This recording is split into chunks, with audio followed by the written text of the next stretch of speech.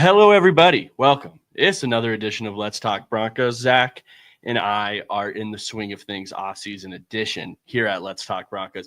And I'm excited to be here, man. I'm excited with the news. We're getting into free agency. We're going to discuss today free agents that could be leaving the Broncos. Do we think that they need to re-sign them? Do they get a big payday? Everything in between. And then I also wanted to hit on Deebo Samuel. In today's episode, there's been a lot of rumors there about maybe Sean Payton, Deebo Samuel. Deebo Samuel had a comment about the Broncos, talking about how close they are. We're going to get into all that today. But first, Zach, how are you feeling, man? I'm doing great. I'm excited to get this off-season stuff rolling with you. I think this is when we really thrive. It's the stuff you and I really geek out about, especially, I feel. Yeah. And yeah, but we're coming up with a bit of an off-season plan. I think tentatively maybe Sundays, Fridays will be going live, Sundays, Thursdays, something like that.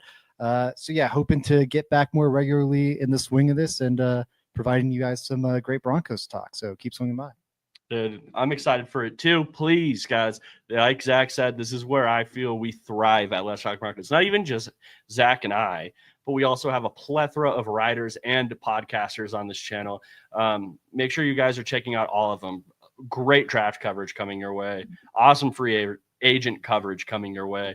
And let's get straight into it with the Deebo Samuel stuff. Robbie of Let's Talk Broncos just put out an article outlining his thoughts on if the Broncos should trade for Deebo Samuel. Now, Zach, it feels like this is important to talk about because for whatever reason, a lot of chatter about the Broncos and maybe they're interested in the Deebo Samuel stuff. A lot of rumors there. It feels bubbling a little bit, like there's a possibility of it. Can you just give me your read on the situation? Do you think there's any truth behind that? Hey, Deebo Samuels would like to be a Bronco. The Broncos would like to have Deebo Samuel. I absolutely think there is. I think the Broncos are going to be looking for weapons. I don't think it's going to be their biggest need, but Deebo Samuel is one that could make a lot of sense. Talking about the loving the free agency and kind of this offseason area, I've dug into a lot of the cap stuff and draft capital and all that. And trading for him probably won't cost all that much because to trade him, the Niners are probably going to have to wait until June. So that's one thing for Broncos fans to watch for. It might take a while. Mm-hmm. But if they go that way, the trade market's normally pretty dry in June, July, August. It's going to be hard for them to get great capital there. I think of like Jalen Ramsey, or maybe he was earlier in the offseason, but we've seen plenty of cases where those later offseason trades don't really get as much capital unless a team's really desperate for a quarterback because they had a surprising training camp injury or something. So I think that's advantageous for the Broncos. Also a good chance he gets cut and he's on the open market, which I think would also be appealing. Right now, he only has 1 year left on his deal. And it's probably about his market value at $17 million. So, if he's on the open market, you might be able to, lock him up for 2-3 years with a contract you can get out of after 1 year. At that same rate. So have a good year. Maybe you get 2-3 years of Deebo Samuel. He has a bad year. It's really, the same risk reward. So I think acquiring him could make a lot of sense. And then the football fit, this team wants a Z receiver. Sean Payton also loves physical receivers who are willing to get dirty in the blocking game. Looking for that joker role. I hate to keep saying it, but Samuel could help check all of those boxes in a way that Mims couldn't quite, as I thought Robbie did a great job of pointing out in the article, the link of which is in the description below, by the way. Yeah, I think that's the main thing I want to highlight in this. A lot of chatter, like immediately after those rumors started to pick up. Why do the Broncos need Deebo Samuel when they already have Deebo Samuel on the team and Marvin Mims? Not the same type of player. Now, how you would utilize him, very similar, I think. I think in a lot of the screen game, a lot of that type of stuff, these quick hitters, even these backfield snaps Marvin Mims got last year, I agree. Very similar to how you would want to use Deebo Samuel. The thing, though, is Marvin Mims this last season always felt niche in that role to me. Zach, I don't know if you felt the same. Like, I'm going into this next season wondering if you can even recreate it, because while it had a lot of success, it just felt small role. It's a small part of the offense. I think with Deebo Samuel, it's just the strength, the ability to play through contact. all of that type of stuff allows you to now say, hey, when Deebo Samuel's in the backfield, it's not just a swing or a sweep or a toss to your running back. My playbook is open. It makes it less niche. It's less of a tell, and you can actually expand that role with Deebo there. And I think that's the interesting part to me. I don't want to waste Marvin Mims either. In this world, you would hope like, hey, if Deebo is now in the backfield, Marvin Mims can still play the role that he played at wide receiver this last year. You have two playmakers out there at the same time. Or maybe now Marvin Mims is expanding his route tree at the Z position. Now this is allowing him to do that, gain experience at the position that ultimately probably is more valuable to a team anyways. So I don't think you'd want to waste Marvin Mims. That would suck if he just didn't learn anything else. But Deebo Samuels is a better football player. It makes the role less niche, and I think that's why it's interesting to me. Yeah, I fully agree. Or I don't fully agree. I agree in a lot of areas. I think you are gaining a lot of between the hashes usage from Samuel that Marvin Mims just can't provide, and that could help flesh out that role more. I do think you're going to be cannibalizing some of Mims' usage in turn. You know, I don't think how many snaps are there for those like running back, wide receiver kind of hybrid stuff. Also, Deebo does a lot of his best work around the line of scrimmage, like Mims. I agree he's more fleshed out at this point in time, and would be able to add to what Mims did last year. Yeah. But I do still think he's going to cannibalize some of what Mims was doing last year. So him being a younger player who you want to keep developing, that's one of my concerns there. Really, that's the concern for me. Is, you know, are you potentially hurting Mims' development by doing this? Because he kind of blossomed last season once they put him into this role. And early in the season, when they were asking him to be a more well-rounded receiver, you know, he was kind of struggling to get involved and was falling out of favor with the offense. I worry about if Deebo's kind of cannibalizing that role, do we go down that same path we saw with Mims the first half of this season, but without having the easy off-ramp they discovered? That would be my concern there, but Deebo is still a really good player at what he does. He's top 10 in the league in terms of any like yak metric you want to look at. I love yak over expectation. If you want to look at overall total, which is impressive considering how injured he was, per game or per target, he's a top 10 option in the league last year. And that's with him dealing with pneumonia for a lot of the season. He did not look like the same Deebo Samuel last year, something I wasn't aware of until I started looking into this. He was coming back from pneumonia for like 6 weeks of the season. He was playing, but that's a disease with serious long-term effects where, you know, if you're an athlete, it's going to affect how you're breathing and how you're able to play the sport. Yeah. And I hear you, Zach, on that first point where you probably are. I mean, I absolutely agree. I think you probably are cannibalizing a lot of Marvin Mims' production unless he did take a big leap playing that Z kind of more outside traditional wide receiver role. I guess the way you would answer this question in my mind, it would depend on how much you value that role, that running back, wide receiver, screen game guy role. How much do you value it? Yes. Because it's hard for me to imagine a better option in the NFL, just straight up, in that type of role than Deebo Samuel. So if you really value that role and if you think that could be a staple of the offense, you're not saying, okay, we don't want literally the best we can get at it because we have a guy that quote unquote like can do it. You're not passing on great for good on any other wide receiver position, right? So I just think it comes down to how much do you value that type of role?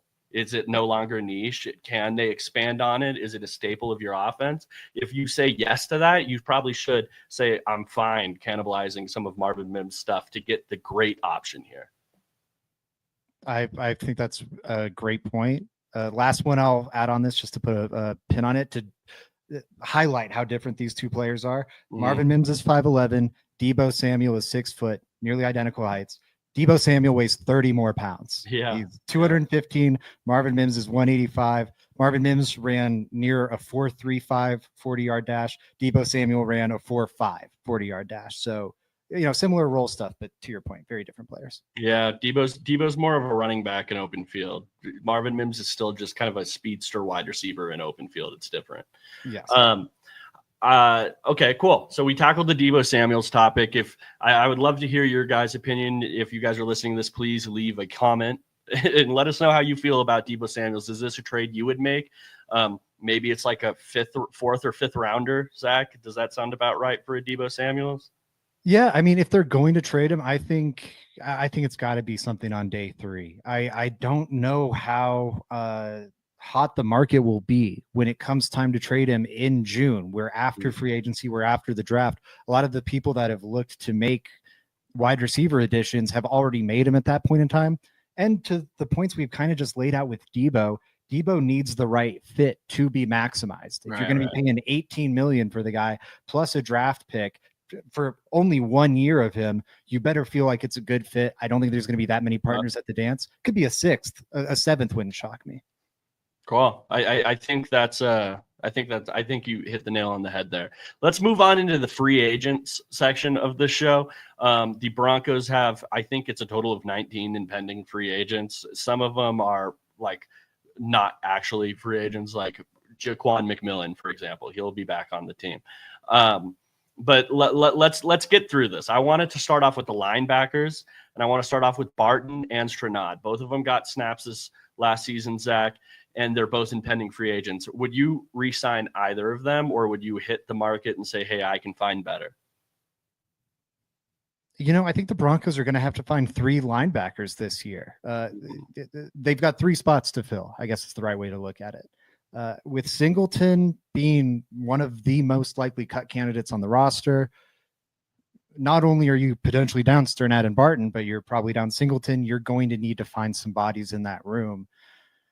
I think you bring back one of those 2 guys. I worry if, what they've shown this year, if the 2 of them are going to be too expensive to bring back both.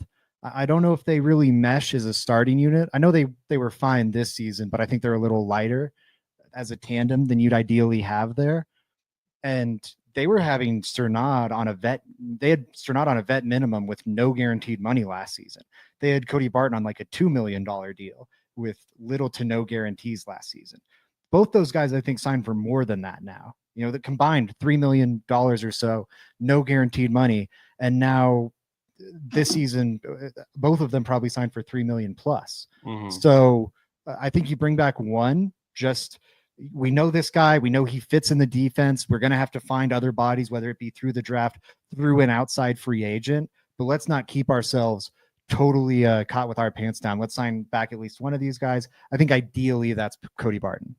I agree with you. I want the veteran option there, and Sternad is also a veteran, but I want the veteran option that is played. Like, if I'm just being honest, like Cody Barton has a lot of experience under his belt, both and better. Yeah, and he's better. Yeah, totally. And he has kind of a niche. He can do something really good. Like his overall game you could say what you want, but he does have a role on a defense that he does really well. So I would be looking to re-sign Cody Barton. I personally don't think he's going to get like a big payday or anything like that. I think the Broncos should be able to re-sign him relatively easy. I don't even imagine there being like a lot of teams that are going to want his services. So I think they'll be able to get any of them back if they wanted, but I think Cody Barton is the one you want back. And then I think that you kind of just let Sternad go. I'm not worrying about Sternad, me personally. Same. I think the one thing to avoid here is Alex Singleton-like contract. I think Alex Singleton's a great case to look at in regard to Cody Barton. Kind of a special teams back-end linebacker who was signed for incredibly cheap, had a good season with the Broncos on his 1-year contract. Unfortunately, with Singleton, the Broncos signed him to a 3-year, $21 million deal that put him near the top of the linebacker market, and his play kind of regressed back to being the player he had been up until that point. I think you don't want multiple years of guarantees with Barton. If he's guaranteed a 2025 roster spot, that's fine. I don't think you want to be guaranteeing him a 2026 one. And like you said, it should be in that. I don't think it's a problem if it gets a little above 5 million, but I think 5 million a year, which again is kind of mid lower level starting linebacker, it feels about right to me for Barton. Yeah. I agree. Let's talk about Javonte Williams. We were moving from a guy that came in as a veteran and was relatively cheap. Javonte, on the other hand, rich in terms of resources spent. Obviously, had to trade up in the second round to get him, and is coming off a really poor season. Zach, the running production after that injury just isn't there any longer. We've had a lot of conversations here on this show about, hey, when Javonte Williams was good, it was because he was making bad processing good, being able to break tackles, crazy contact balance. Processing was never there for him, though. That was something that we highlighted. And now him not breaking tackles as often, it's like, what is he out there for? It's a tough situation. Me personally, I'll start off with Javonte. The reason I would bring him back if the role was, this is Samaje Perine. He's here to block. He's here to catch dump offs, especially if they're planning on hitting the running back market in terms of draft. Rookie guys, I could see the value in saying, hey, we need a really good blocker in the backfield. Usually rookies need a little bit of time to develop that aspect to their game. So I could see that, but it would be a really, really cheap contract for Javonte. And if they don't sign him, I'll be fine as well, honestly. Yeah, sorry, I was worried I muted myself. Yeah, I fully agree. I'm fine if he's a member of the room, kind of like we just talked about at linebacker. They're going to be looking for a lot of different bodies at running back. Not as many expiring contracts, but I don't think Jaleel McLaughlin's guaranteed a 2025 roster spot. Wouldn't be surprised if he makes it, but I definitely don't think he's guaranteed one. Same goes for Bidet. Same goes for Estime. So, you might be looking at adding 3 new running backs entirely this offseason, or 4 new running backs entirely this offseason. Bringing back one in Javonte, who I think is the most reliable in some aspects of the game, specifically the pass protecting one. Could be worthwhile. It should be on that like Perine budget though, which I'm trying to find right now. He's on a 1-year, $1.5 million deal with the Chiefs. That's fine to me. If you get him on that, so be it. AJ Dillon's on a 1-year, $2.7 million deal with the Packers right now. I'd be fine with that. I don't think you want to go much higher than that, just because I think, as good of a pass protector as he is, I do think you can find those veteran backs who have that in their toolbox relatively easy on the open market. And I don't know what else Javonte's offering you, so I wouldn't be that tied to him. Yeah, I mean, and you mentioned these other names, Zach. None of them can pass protect. None of them have shown me they can pass protect to this point. Estime has ability, hasn't really shown me he can pass protect though. Yeah, everyone in Broncos country is clamoring for a rookie running back, taking advantage of this awesome running back class. I agree with everybody. I want to take advantage of it. It's just, I personally feel like if they do draft a running back, these other guys' jobs should probably be more in danger than Javonte Williams' job as a Bronco, because they're also not pass protecting and their real ability is running the football. If I used my first or second round pick to draft a guy to run the football, what is the use for these other guys? My running back room has to have some diversity in it. Javonte Williams pass protects and he can catch dump offs. That offers more of a well-rounded room than these other guys do, I think. And Jaleel's the one guy who offers something. Bidet is a total projection, in my opinion. Like, he's had 13 NFL carries. And I don't think it's overly impressive. Whatever. Blake Watson. And then, Estime was Blake Watson. Who knows what that is? Estime was a healthy scratch for the playoff game. Jaleel could be the speed element, but to our conversation about Debo Samuel, like if you want to build out that Mims role more, what is Jaleel McLaughlin doing out of the backfield as that like speed option that Marvin Mims isn't doing? Yeah, I mean, Jaleel's not even catching the football out of the backfield, really. Like, his Or job, he's a route when he runner. catches the ball, it's a screen out of the backfield. I would much rather have Marvin Mims catch that screen, honestly. I would much rather have, and then with Marvin Mims, you have more of a route tree there. With Deebo, you would have more of a route tree.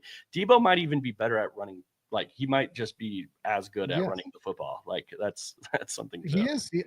I saw a stat today where he's tied with Derrick Henry for the most, what was it, like 10 plus yard runs between the tackles since 2021, or it was something crazy like that. He's a very good runner of the football. Mm-hmm. I think that'd be a great move for them.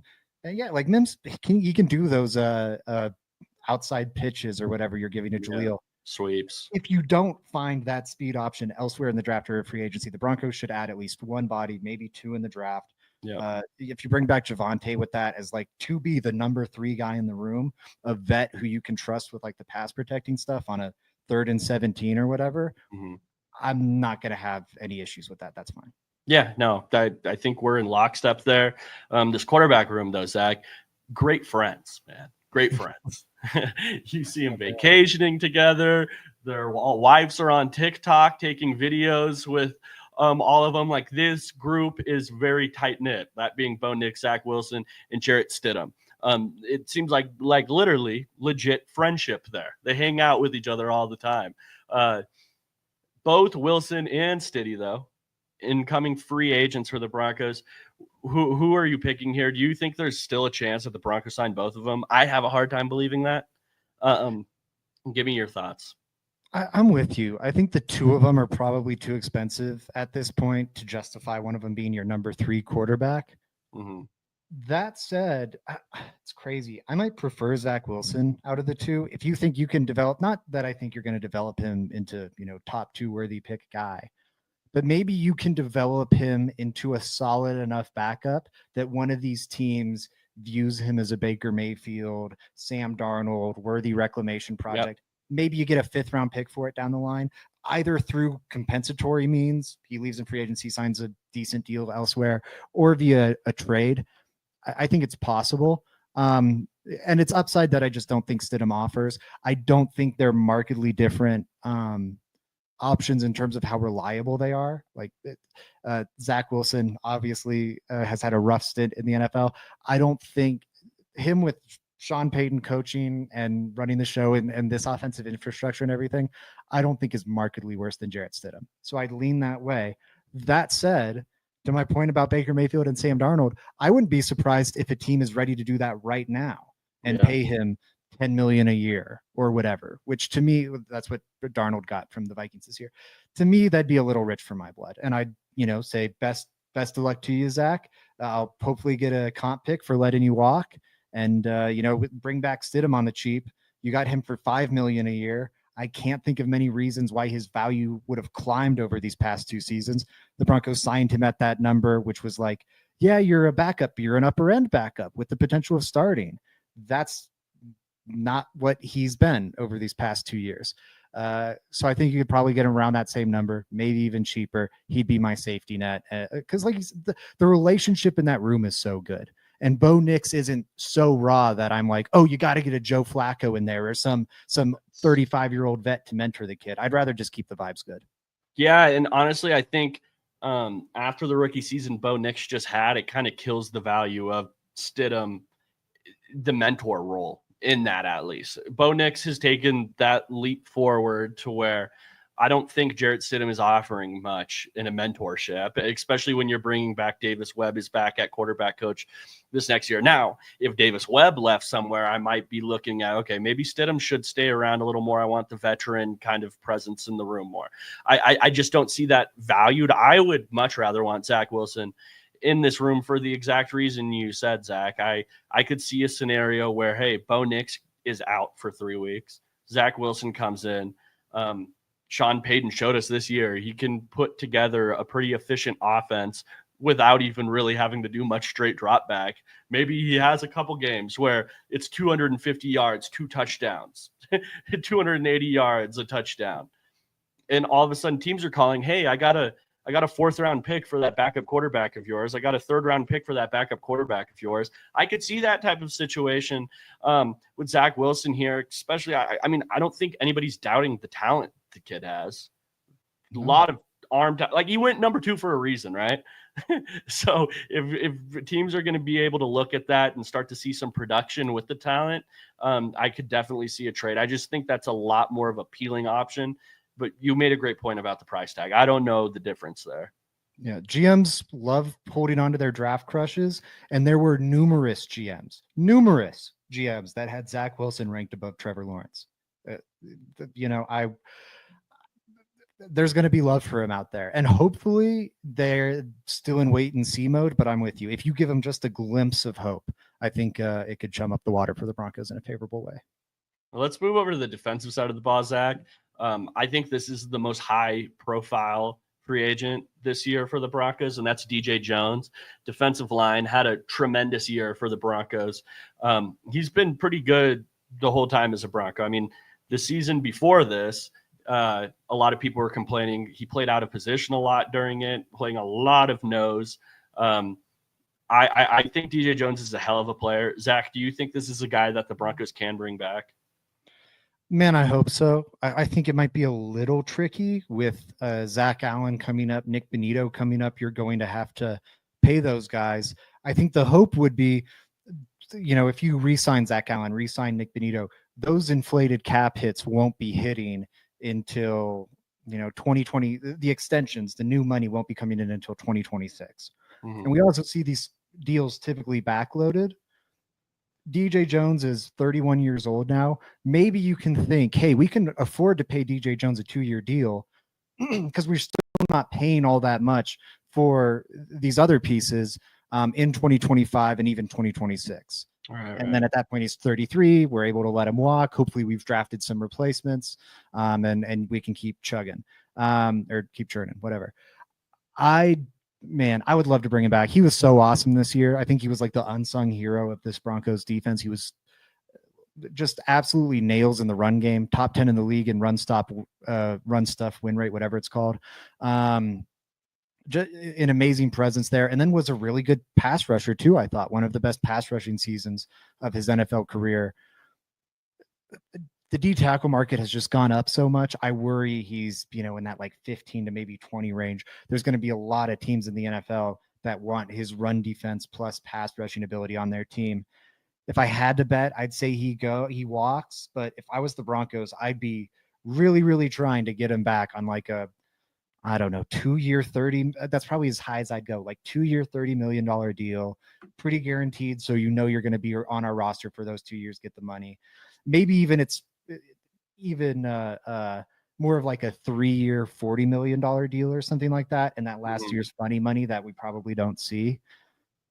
I would be trying that if I were the Broncos, because especially with this ownership group that can pay cash over cap to manipulate those games, I would really be trying to do it, because if he walks, Denver's ability to defend the run, which was, I think, already a bit of a weakness with this defense with how light the bodies are, it plummets. I mean, those linebackers we were just talking about, Zach, I think the defensive line did a lot of heavy lifting for this defense in the run game. These linebackers, I think in your average defense with your average defensive front, the Broncos' run defense falls off a cliff. I just think that these linebackers aren't very good at defending the run. If I'm being honest, this defensive line did a ton of heavy lifting, making it easy on these linebackers. And DJ Jones is a huge reason why. One of the best run defenders on the team, just straight up. It would suck losing him. I would understand though if he went somewhere else. That's another aspect of it. Is I would get it. I'm not going to sit there and be pissed off at the Broncos, because there's reasons why you wouldn't re-sign him, and you outlined it, Zach. I think specifically just how many other defenders they have going into the very next offseason that you're going to have to go re-sign up front. And I think the majority of those guys are more valuable than DJ Jones, and you just can't pay everybody. That's just part of it. That's why going into this draft, you're going to hear me a lot, guys. You cannot draft enough offensive or defensive line. And if you're sitting there saying, no, we're fine at D-line, we're fine at O-line, chances are you're short-sighted. It's too many players. That's really it. Like, it's too many guys. On the offensive line, I need 5 quality starters. On defensive line, I might need like 7 guys that rotate in and out across my edge and interior. It's just guys get old, right? They might fall off a cliff. Their production stops going as well. So, okay, we have to replace them. A guy might get hurt and we don't have a viable option to replace him with. Guy might get traded. There's a million different things. You can't draft enough of these type of players, offensive and defensive line. I wouldn't be shocked if they tackled it in this draft. DJ Jones walks and the Broncos are drafting a defensive lineman in the first, second, or third round. I honestly think best thing for the long term for the Broncos might be a defensive lineman in the first round. They could use another just ass kicker up front. And I know it feels like they're good right now. They could absolutely use more help there. I think they're sneakily a little shallow, a little top heavy on that defensive front. I love Nick Kendall. I hadn't heard this analogy before, but I thought it was really good. So credit Nick Kendall for this. But he was comparing investing in the defensive line and offensive line to like a fire, like a campfire. Yeah. You don't wait until the fire's out to throw another log on it.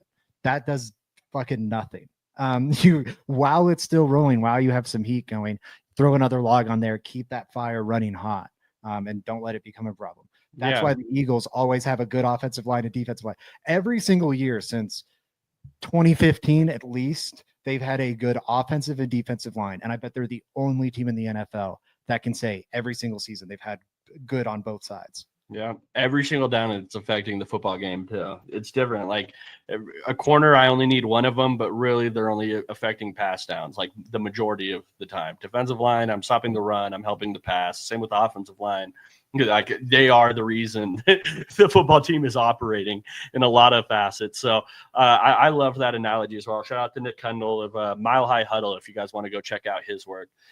You guys should. He's writing a ton of articles for the draft as well right now. He has his podcast down there, doing a lot, and one of my favorite follows in Broncos Twitter sphere.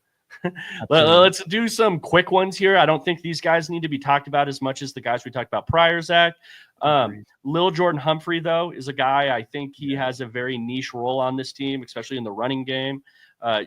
Really, I consider him a tight end more than a wide receiver. That's why it's silly if you guys are sitting there talking about why are they not playing so-and-so in his place. It's because they're not even playing the same Franklin. Why aren't they playing Troy Franklin instead of Lil Jordan Humphrey, Joey? Because they need a guy who can block, and Troy Franklin weighs 150 pounds soaking wet, and Lil Jordan Humphrey's like 250. That's why. Literally, if the Broncos just if Sean Payton wants the narratives to stop, he should literally just go on the depth chart and put tight end next to his name. That's what they should do. That would kill it. Or in the preseason, put Troy Franklin in that role and watch him get his ass blown up 3 times. Okay, so that was why. That would be the reason why we weren't doing that. Yeah, no, fact. So do you think there's a chance he's back on the roster? I do. I do think there's a chance. I think he's one of those guys, Zach, that is going to be on the practice squad and then probably get moved up at some point during the season. He's on the practice squad and injury happens and he's brought up into that same role. I think that's fine. Yeah. I would argue that anything more than that would represent a bit of a failure of the offseason. Not that bringing little Jordan Humphrey back in and of itself is a failure, but I think whether it be through a wide receiver addition in the draft or free agency, in the draft, I know there's options like Alec Alamayor or whatever out of Stanford. There's some, and he's just one. Jack Beck out of TCU. Torrey Horton out of CSU. There's a ton of these like big-bodied receivers in the draft who can, I think, fill in that little Jordan Humphrey role potentially. Mm-hmm. So whether it be through the draft or free agency, again, tight ends like Colston Loveland, Tyler Warren, to what Joey was just saying about LGS or LJH, some of these more receiving tight ends could fill that same exact role too. So however it's figured out, I think the Broncos have to, or ideally need to find a way to a better solution than Lil Jordan Humphrey for that role. If that solution then gets injured and they call Lil Jordan Humphrey up from the practice squad, that's a different situation. But I think if, day one, the plan is for Lil Jordan Humphrey to be in that role again, the Broncos failed to find someone else this offseason. Yeah, I that makes a ton of sense to me.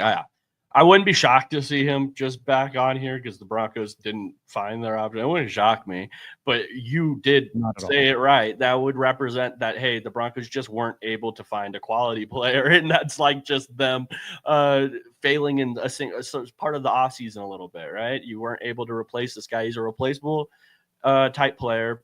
I think he's better than people give him credit for because people just don't understand his role, but still, he's not a guy that you want starting, right? So yeah, no, you're absolutely right. Let's talk about Michael Dixon. Burton. Oh, sorry, Dixon. Riley Dixon. I think he was fine this year. When I looked at I think what is it now? What's their thing? FTN. That's the new website. With their DVOA stuff for punters, I think they thought Riley Dixon, in terms of how he was doing pinning opponents inside the 20, was good. It's above average. Mm-hmm. I don't want another Corliss Waitman situation. And I'm not a good enough punting scout to be like, oh, they got to get such and such on the free agent market. With punter, I'm like if it ain't broke, don't fix it mentality. So I'd run it back with Dixon personally. That's exactly how I feel. Just don't. Like, my thought process is on if they want re-sign Riley Diggs or not, just re-sign him because just don't fuck it up. Pretty much, that's all I mean. There's a strong possibility that you go into this and you just screw it up. Like it's done for. And I notice a lot. Like good punting, cool to have, right? Bad punting, worst thing ever. Annoy the shit out of me all the time. I can't do it. And Dixon had some bad games down the stretch. I guess that's a part of the conversation we should acknowledge. I think what Joey and I are talking about is, yeah, that was really frustrating. Imagine having a punter that instead of doing that 15, 20% of the time, does that 50% of the time. That would be a problem. It's a non-problem area now. You can just keep it like that for pretty cheap. Yep, absolutely. And you mentioned it, Michael Burton, another kind of specialist guy here, fullback for the Broncos. What is the possibility of the Broncos bringing him back, you think? I think you do it. Adam Prentice is an option.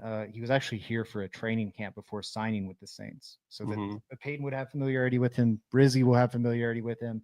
If you wanted to make a replacement like that or something, maybe they love how Nate Adkins has been coming along. I think that'd be great. I don't think you want to have both Adkins and Burton on the roster again next year. But yeah, I think bring Burton back. I thought he was good last year. I think he's still got some gas left in the tank. I wouldn't want to overpay for him, but yeah, he's a nice player. Yeah. I mean, I don't even know if it's such thing as overpaying for a fullback anymore. I don't know. True. Anything over like 1.5.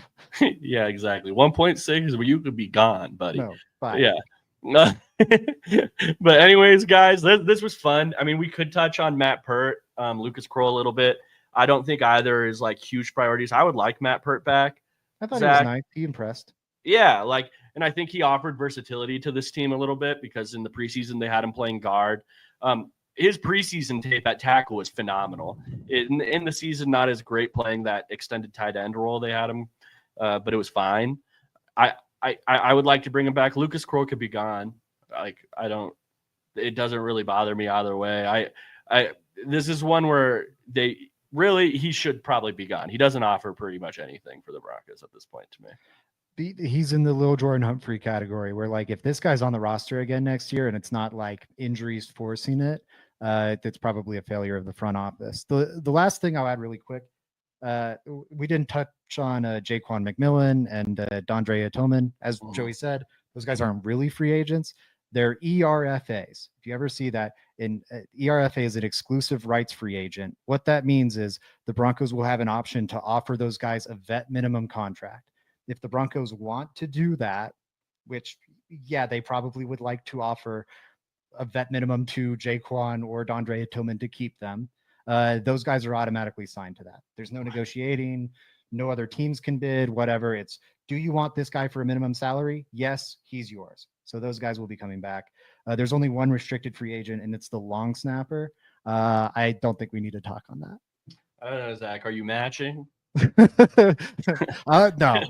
If anyone can sign, I'm like, can see it, dude. That guy, I'll say that guy got annoyed. I did the parabolic mics this year, and I got a little close to them while they were practicing like field goal or punt or something. I got close to a snap, and he gave me a nasty look, and I was like, "Oh shit, I fucked up there." So that's Next my time, one Zach, thing you I need know to about step the in the middle of that and swat the ball down. you need to get in there to let them know what it is. You're a long snapper. Yeah, right, exactly. Anyways, guys, this was a fun show. Like Zach said, we're still kind of figuring out the schedule, getting it cemented, but make sure you guys are checking like weekly. We'll have at least 2 shows up every single week for you guys through this, and we'll keep you guys updated when we have a concrete, hey, this is when the episodes are coming out. It should be happening soon. And I appreciate all of you guys for staying around the whole episode.